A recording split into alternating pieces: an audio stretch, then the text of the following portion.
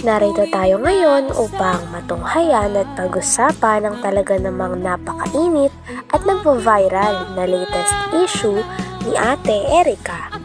Sa pagpapatuloy nga ng ating istorya ay sinabi ni Kalingap Val na naroon siya sa bahay ni Ate Erica nang sa ganon ay linawin ang issue na nagaganap na nakakonekta din sa kung bakit hindi na natuloy ang pagpapabahay nila Kalingap Rab noon kay Ate Erica.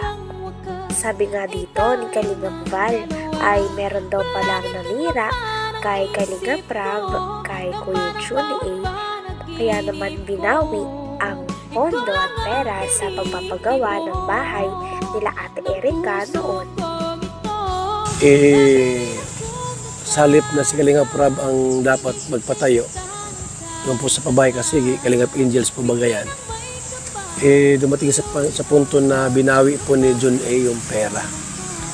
At yun nga po mga Kalingap, alamin natin yung pulot dulo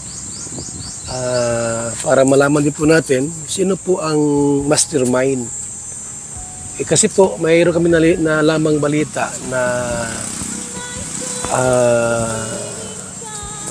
siniraan po si Kalingap Rab. Siniraan siya para po mabago ang isip ni John A at kunin po yung pera. So, ito mga Kalingap, ito yung tita ni Erica. Gandang araw po. Ano pangalan mo, ate? Jeannie, pakiano yung mic lang sa ano. Yan. Tita nila Ate Erica ang in-interview ni Kalingap Val. At sa interview nga na ito ay nilabas ng tita ni Ate Erica ang kanyang saloobin daw, sapagkat ang tita ni Ate Erica ang nag-post ng video, kaya naman nalaman nila Kalingap Val ang issue tungkol kay Ate Erica. Pinost daw ito ng tita ni Ate Erica sapagkat gusto daw nilang linisin ang kanilang pangalan, lalo na ng kanyang mga papa at mama na nagpalaki kay Ate Erica sa social media, sapagkat may mga kumakalat nga daw na mga paratang sa kanila, katulad na lamang ng sinasabihan sila na parang mga gutom na aso at isang pitik lamang daw sa kanila ay talagang tumba na daw sila. Kaya naman nais itong linawin at linisin ang pangalan ng tita ni Ate Erica. Meron po. May asawa. Ano balak mo lahat? Yung buhay po ay tatlo. Ay dalawa, patangatlo pala na yun. Nakuha namin yung video doon sa upload mo ba yun? Ano ating dahilan? Bakit ka nag-upload ng gano'n? Kaya nag-upload po ako noon kasi yung nga po mga naririnig namin, yung mga text sa social media, ano po ako, gusto ko pong mapaano po sa tao, mga nakakakilala po sa amin kasi nakakahiya naman po, baga po. Gusto ko po linisin naman na hindi totoo yung mga paratang sa amin. Ano yung mga paratang sa inyo? Yung gaya po nung sinabi po sa amin, na text po sa amin na kami daw ay mga gutom na aso. Sino nagtitik sa inyo yan? Galing po yun sa mga grupo po ng e-lover. Tinext kayo? Oho. Ano pa yung mga Sabi pa ng lolo ni Ate Erica sa kanya ay meron itong mensahe na pinaparating kay Ate Erica. Sabi nga niya na yung ugali daw nila ay talagang hindi papalampasin ng kanilang lolo, dahil para sa kanilang lolo ay pannilapastangan ito, sapagkat hindi nga nila matanggap dahil sila mismo ang nagpalaki kay Ate Erica ng ilang taon. Sila din daw nagpaaral at naghatid sundo dito kahit na ulan. Kaya naman daw hindi rin nila lubos maisip na talagang iiwan at pagtataksilan sila ng kanilang tinuturing na apo. Kaya napakasama nga ng loob ng lolo ni Ate Erica sa kanila, dahil nagawa nila na iwan nila ang nagpalaki at nagmalasakit sa kanila noong bata pa sila. Tinext kayo? Oho. Ano pa yung Nabasa ano pa yung mga kayong paratang? sabing isang pitik lang daw sa amin, kami ay tiklop na. Hindi ko alam po kung anong ibig sabihin po nun, yung mga ganun. Gusto ko rin po kasi linisin din po yung ano ng magulang ko. Hindi naman po sa yung mga sinalabas po nila na mga text na sabi, naghahabol kami sa pera. Hindi po. Pira nino ang hinahabol nyo? Yung sinasabi po nila, yung mga paratang po nila sa amin, yung mga okay. ganun. Kasi may mga trabaho naman po yung mga asawa po ng mga kapatid ko. Oo. Yun po. So ikaw po yung tita nila Erika? Opo.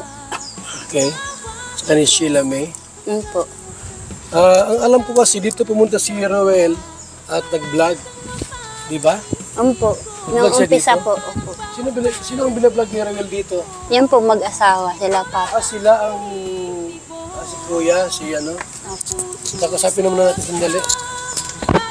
Grabe na nga ang mga paratang at mga teletext ng ibang tao, pati na rin nila Ate Erika sa kanyang pamilya sapagkat ang kanyang pamilya ay nakaka-receive nga ng mga text na parang uhaw na uhaw daw sila sa pera, mga gutom na aso, kaya naman sobrang sakit nito para marinig ng tita ni Ate Erika galing sa kanya o galing sa grupo na tumutulong sa kanya. Kaya naman narito din ang tita ni Ate Erika nang sa ganon ay mabigyang linaw na hindi totoo ang mga iyon. Sapagkat paliwanag din ito na may trabaho naman ang kanyang mga kapatid pati na rin ang kanyang asawa kaya hindi naman sila naghahabol sa pera tulad ng kumakalat sa social media.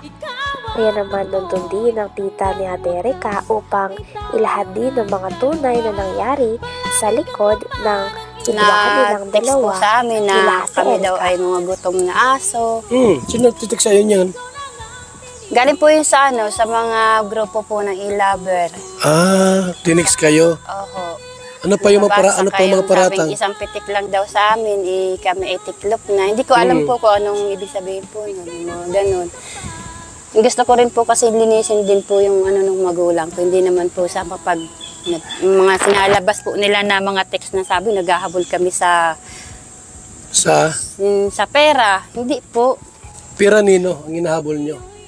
Yung sinasabi po nila, yung mga paratang po nila sa amin, yung mga okay. ganun. Kasi may mga trabaho naman po yung mga asawa po ng mga kapatid ko. Oo. Po. So ikaw po yung tita nila Erika? Opo. Okay. Sa ni Sheila May? Po. Ang alam ko kasi dito pumunta si Roel at nag-vlog. Di ba? Po.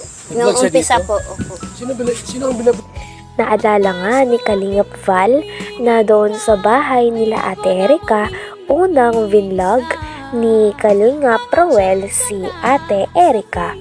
Kaya naman nagtuloy-tuloy na rin ito at na-discover nga din ni Kalingap Rob si Ate Erika at siya na mismo ang nagnais na tumulong at magpabahay sa dalaga.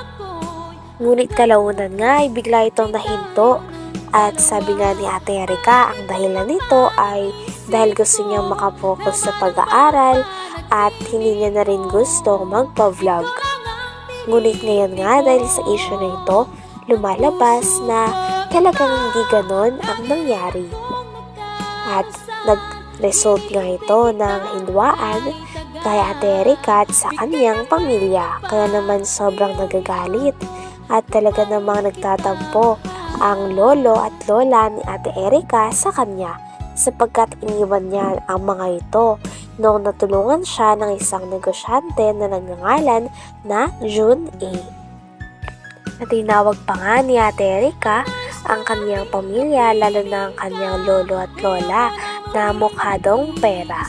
Kaya naman hindi ito matatanggap ng kanyang lolo dahil ang kanyang lolo at lola mismo ang nagpalaki sa kanya.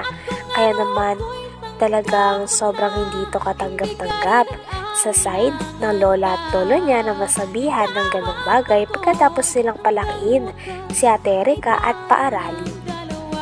Hanggang dito na lamang muna ang ating istorya patungkol sa nagbabaga at talaga namang napaka-trending at nag-iinit na issue ni Ate Erika at ng kanyang pamilya. Maraming salamat sa inyong panonood. Hanggang sa muli. Bye!